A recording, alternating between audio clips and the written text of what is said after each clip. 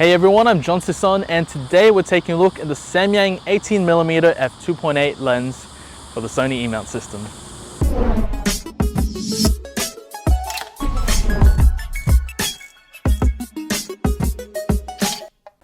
If you're new to the channel, I make videos once a week surrounding the Sony E-mount system, including cameras and lenses and anything photographic. So be sure to subscribe and hit the notification bell so you know when I release a new video.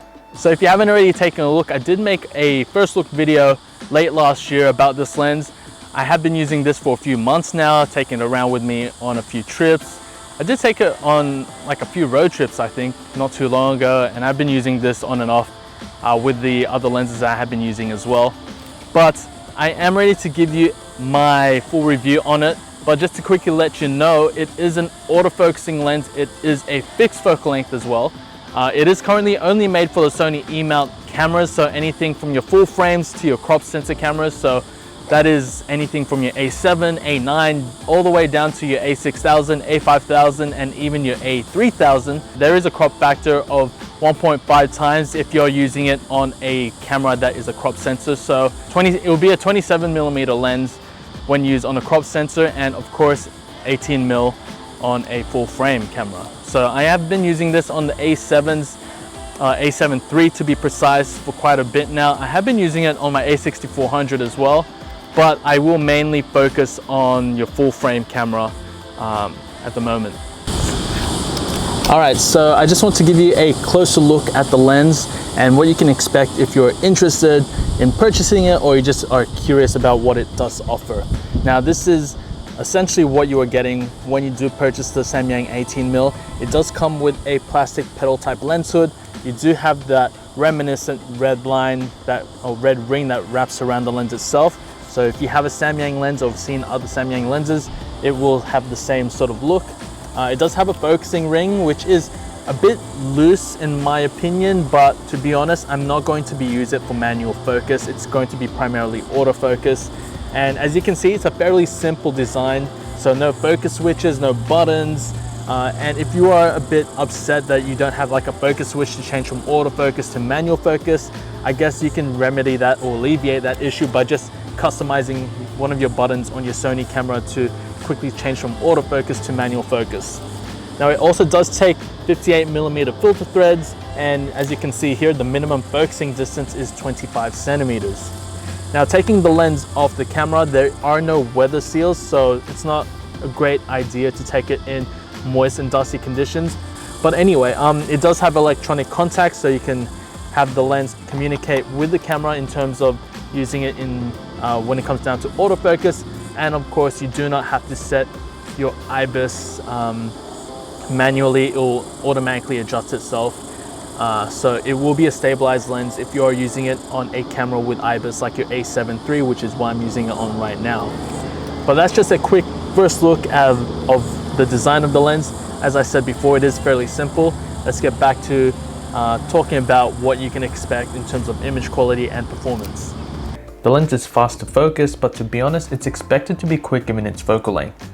Continuous focus was quick and silent as well, which makes this even better for video.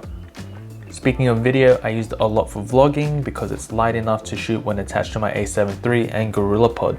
I shot this with me using the full frame aspect. It's wide enough to fit myself in the frame as well as my surroundings. Although if you feel like this is too wide, you can always shoot a video of yourself in crop sensor mode. There isn't any stabilization built into the lens, but rest assured, if you have a Sony body with stabilization built in, this lens will work perfectly fine. No need to set it up because it will work automatically. Let me stress that while I love my photography and camera gear, experiencing new and exciting places are important to me. Taking in the sights, the sounds, and even the smell of a place excites me. So I don't want a heavy bag of camera gear to hinder that experience. So after using this in various settings, it's one of my go-to lenses for when I want to travel light, along with the 45mm f1.8. For its price, size, and weight, the Samyang 18mm delivers impressive results, thus making this lens hard to ignore for anyone wanting a decent lens for wide-angle photography. It's extremely sharp in centers and only slightly decreases in sharpness at the edge of the frame. My sweet spot was shooting at around f8. There was some chromatic aberration, but not too much to worry about, as well as some distortion which is common in wide-angle lenses. However, this can be corrected in post. Vignetting was apparent to some degree wide open, so depending on your style of shooting, this could add a nice touch to your images. Alright, so the Samyang 18mm f2.8 is a lens I would highly recommend because it is lightweight, compact, which is going to be great for travel, and it offers very good value for money in terms of what you are getting in terms of features and of course image quality. It is very sharp, especially in the centers. Just in the sides and the corners, it does lack a bit of that sharpness compared to the centers, but it is still acceptable. There is also a bit of distortion on the wide end. Well, it is only a fixed focal length, but you can always correct that in post.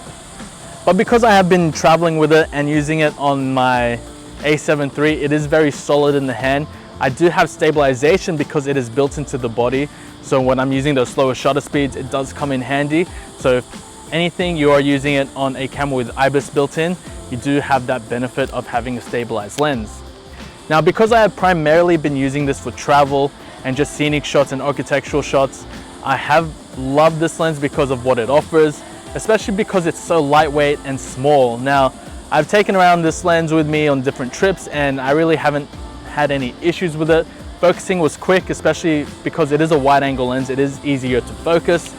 And just the focus ring, while it is nice and smooth, it isn't as fluid as other lenses that I've used, but you know, it really comes down to personal preference. If anything, I would say try this lens out if you can at a camera store and see how it feels for yourself. But I do like how it is still a compact form factor for traveling around with it. But anyway, that's about it from me. If you have any more questions, please feel free to leave a comment down below. If you already owned this lens, let me know what you think of it, and remember to like this video if you found it helpful and subscribe to this channel for more Samyang lens reviews and tutorials. You can also follow me on Facebook and Instagram for more sample photos and photo updates, and don't forget to take a look in the description down below for more information about this lens, as well as affiliate links that do help support the channel and future projects. Now until then, happy shooting and thanks for watching.